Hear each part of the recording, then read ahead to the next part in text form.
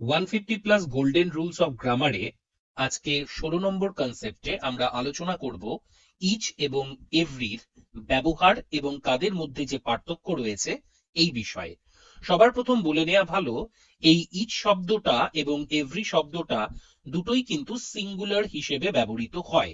এইবার যখন আমি সিঙ্গুলার হিসেবে ব্যবহারের কথা বলছি, তখন আমাকে বুঝতে হবে এরা নিশ্চয়ই নাউন বা প্রোনাউন হিসেবে ব্যবহৃত হয়। কারণ সিঙ্গুলার বা প্লুরাল হওয়ার জন্য কোনো শব্দকে নাউন অথবা প্রোনাউন হতে হবে। তো সেই দিক থেকে বিচার করলে আমরা দেখে নেব যে ইচ শব্দটা কোন কোন পার্ট অফ স্পিচে ব্যবহৃত হয়।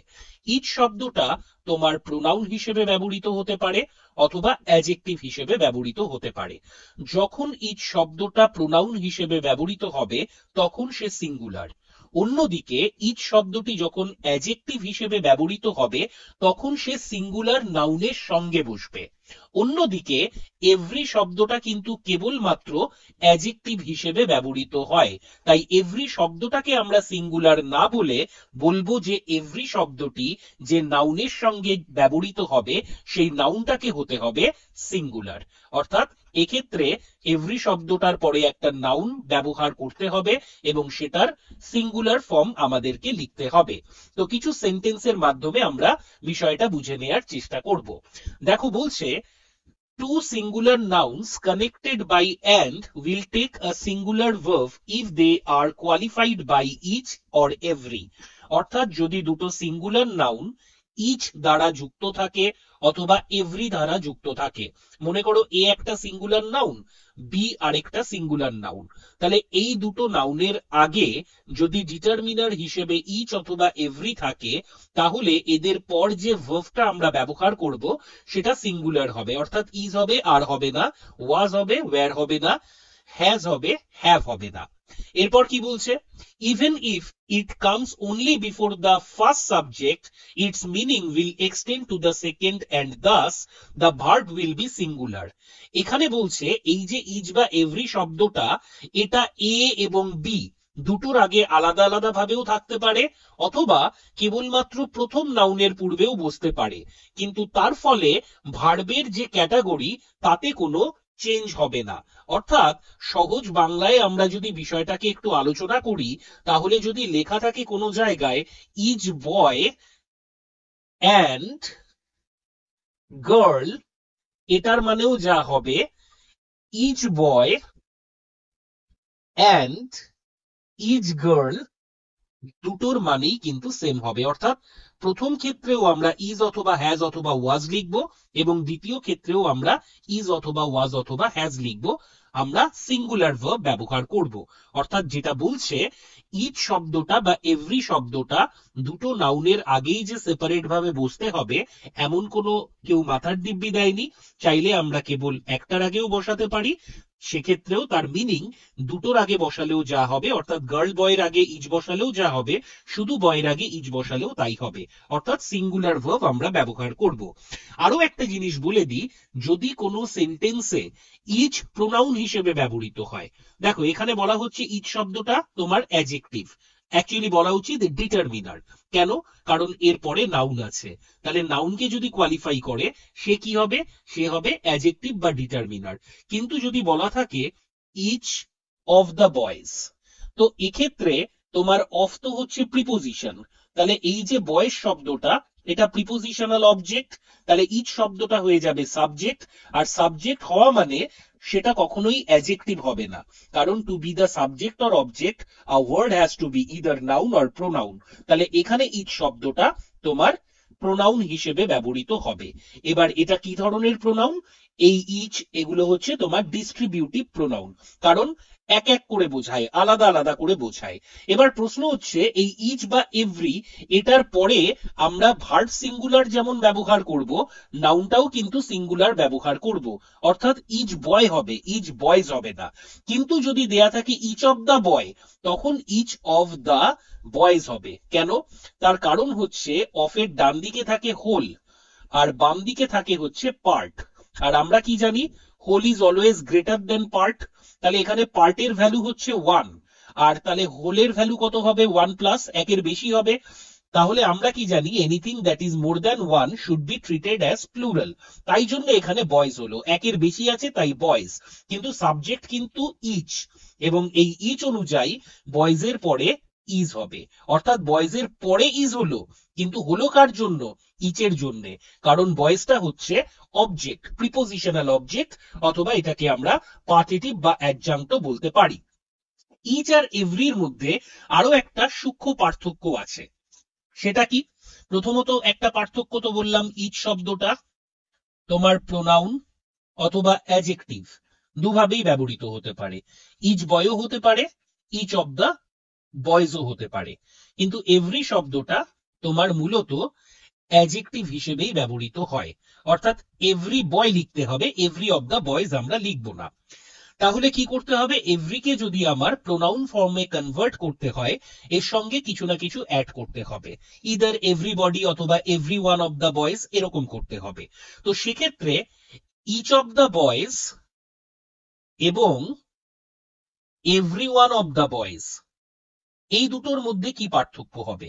এভরি অফ দ্য বয়েজ তো হবে না, every one of the boys, এই দুটোর মধ্যে পার্থক্য কি হবে? খুব সূক্ষ্ম পার্থক্য। দেখো, এই যে বয়েজ, ইচের ক্ষেত্রে এই বয়েজের ভ্যালু শুরু হয় 2 এর থেকে। 2 হতে পারে, 3 হতে পারে, 4 হতে পারে, 5 হতে পারে, যদি মেনশন করা থাকে। আর যদি দা বয়েজ শুধু লেখা থাকে, তাহলে তুমি এভরি ওয়ান অফ দা বয়েজও লিখতে পারো, ইচ অফ দা বয়েজও লিখতে পারো। কিন্তু ধরো বলে দিল 2 বয়েজ, তাহলে এই 2 বয়েজের ক্ষেত্রে কখনো এভরি শব্দটা বসে না। এভরি শুরুই হয়, মানে হোলের ভ্যালু এখানে মিনিমাম শুরু হবে হচ্ছে 3 থেকে। 3 থাকুক, 4 থাকুক, 5 থাকুক, 10 থাকুক, 100 থাকুক, 1000 থাকুক, যাই থাকুক না কেন। তো ইচ শব্দটা তোমার একজনকে বোঝায়, কতজনের মধ্যে?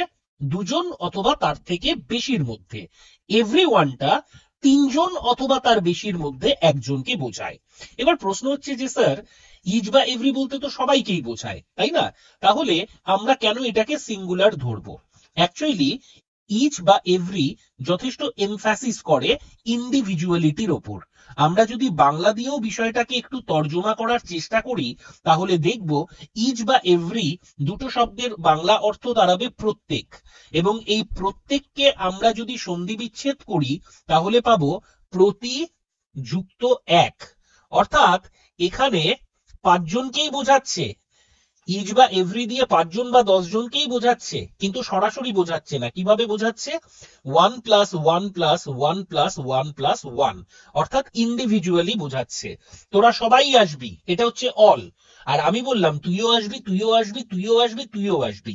যখন আলাদা আলাদা করে এককের ওপর বা ইন্ডিভিজুয়ালিটির ওপর জোর পড়ে, তখন আমরা ইচ অথবা এভরি এই শব্দগুলো ব্যবহার করব, এবং এগুলো সিঙ্গুলার হিসেবে ব্যবহৃত হয়। এইবার এর সাথে সাথে আরো একটা জিনিস বুঝতে হবে, যে এটার প্লুরাল ফর্ম কি হবে। দেখো, এগুলোর প্লুরাল করার আমাদের দরকারই হবে না, কারণ এরা ইন্ডিভিজুয়ালি বোঝালেও বোঝাই তো গোটা প্লুরালিটিকেই। ইন্ডিভিজুয়াল করে বোঝায়, 10 জনকে একবারে না বুঝিয়ে 10 বারে আলাদা আলাদা করে বোঝায়, কিন্তু বোঝাচ্ছে তো 10 জনকেই। সুতরাং এদের আর আলাদা করে প্লুরাল কোনো ফর্ম হয় না। যদি প্লুরাল লিখতে হয়, আমাদেরকে অল লিখতে হবে। আরো একটা এক্সট্রা ইনফরমেশন দিয়ে রাখি, কোশ্চেন ট্যাগের ক্ষেত্রে এই ইচ বা এভরির যেটা কাউন্টার পার্ট হবে, অর্থাৎ ট্যাগ পার্ট হবে, সেটা কিন্তু দে হয়, ওয়ান অথবা হি অথবা শি হয় না। তাহলে কি লিখবো? আর দে, এইরকম ভাবে আমার হবে। যতই ইচ অথবা এনি অথবা এভরি থাকুক, কোশ্চেন ট্যাগের ক্ষেত্রে এর কাউন্টার পার্ট কিন্তু দে হবে। তো চলো এই এক্সাম্পল গুলোকে আমরা ঠিক করার চেষ্টা করি, যদি তাতে কিছু ভুল থাকে তো।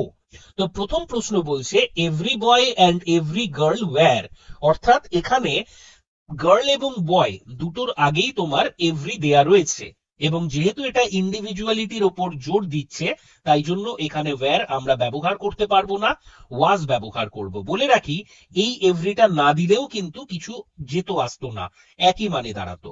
চলে আসি 2 নম্বর কোশ্চেন। বলছে every teacher and student were present. তাহলে স্যার এখানে তো স্টুডেন্টের আগে এভরি আলাদা করে দেয়নি, তাহলে তো ওয়্যার ঠিকই আছে না। এখানে তুমি যদি এভরি বসাও, একই মানে থাকবে। তুমি চাইলে দিতেও পারো, নাও দিতে পারো। তো এক্ষেত্রেও তোমার উত্তর ওয়াজ আসবে। Every doctor, patient and nurse, এটা এইভাবেও বলা থাকতে পারতো, every doctor, every patient and every nurse. তো সেক্ষেত্রেও আমার উত্তর ওয়াজ হবে, was concern about the strike in the hospital. পরের question, every man and every women of the colony were invited. তো খেয়াল করে দেখো, এখানে দুটোর আগে এভরি দিয়েছে, যে কোনো একটার আগে, যে কোনো নয়, অবশ্যই প্রথমটার আগে যদি এভরি থাকতো, দ্বিতীয়টার আগে যদি এভরি নাও থাকতো, তাহলেও কিন্তু আমরা ওয়ার ইনভাইটেড নয় বরং ওয়াজ ইনভাইটেড করতাম। এইটা হচ্ছে বিষয়। তাহলে এখান থেকে, এই ক্লাস থেকে আমরা দুটো জিনিস বা তিনটে জিনিস শিখবো। এক, ইচ শব্দটা তোমার প্রোনাউন অ্যাডজেক্টিভ দুভাবেই ব্যবহৃত হয়। এভরি শব্দটা তোমার শুধু অ্যাডজেক্টিভ হিসেবে ব্যবহৃত হয়। এরা ডিস্ট্রিবিউটিভ অ্যাডজেক্টিভ অথবা ডিস্ট্রিবিউটিভ প্রোনাউন হিসেবে কাজ করে। যখন নাউনের সঙ্গে বসে তারা অ্যাডজেক্টিভ, যখন নাউনকে রিপ্লেস করে তখন ইচ শব্দটা প্রোনাউন। এভরি শব্দের জন্য মিনিমাম 3 জন থাকা দরকার বা তার ভ্যালু 2 এর বেশি থাকা দরকার। 2 এর জন্য অথবা 2 এর বেশির জন্য আমরা ইচ ব্যবহার করতে পারি, অর্থাৎ 3 থেকে যদি 3 জন থাকে, 4 জন থাকে, 10 জন থাকে, সব ক্ষেত্রে আমরা ইচ অথবা এভরি যা ইচ্ছা ব্যবহার করতে পারি। তবে এক্ষেত্রেও বলে রাখি, যখন 2 জন থাকে তো তখন আমরা বোথই ব্যবহার করব, পজিটিভ সেন্সে বা অ্যাফার্মেটিভ সেন্সে। আর যদি নেগেটিভ সেন্স বোঝায় তখন আমরা নিদার ব্যবহার করব। এটা দিয়েও কাজ চলে যাবে। আর একটা কি শিখলাম, ইচ অথবা এভরি এটাকে যদি কোশ্চেন ট্যাগে ব্যবহার করা হয় তখন তার কাউন্টার পার্ট হবে দে। তাহলে এই ভিডিও থেকে এই ছোট ছোট 4-5টা পয়েন্ট আমরা মাথায় রাখবো। ধন্যবাদ।